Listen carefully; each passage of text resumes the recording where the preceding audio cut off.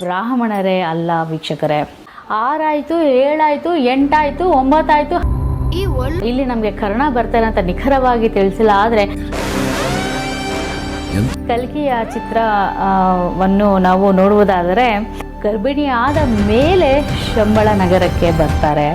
ಮೋಸ ಮಾಡೋದು, ವಂಚನೆ ಮಾಡೋದು, ಇನ್ನೊಬ್ಬರ ದುಡ್ಡನ್ನು ಕಸಿದುಕೊಳ್ಳೋದು, ಕಲಿಯುಗವು 5,000 ವರ್ಷಗಳವರೆಗೆ. ಆ ಮೂವಿಯನ್ನು ನೋಡಿದಾಗ ಆ ಶಂಬಳ ನಗರದಲ್ಲಿ ದೇವ ಬ್ರಾಹ್ಮಣರು ವಾಸವಾಗಿರೋದು ಅಂತ ನಮಗೆ ಈ ಒಂದು ಗ್ರಂಥದಲ್ಲಿ ಏನು ಉಲ್ಲೇಖ ಇದೆ. ಕಲ್ಕಿಯ ಚಿತ್ರವನ್ನು ನಾವು ನೋಡುವುದಾದರೆ ಅದರಲ್ಲಿ ಸಾಕಷ್ಟು ಸಂದೇಹಗಳು ನಮಗೆಲ್ಲರಿಗೂ ಬರುತ್ತೆ.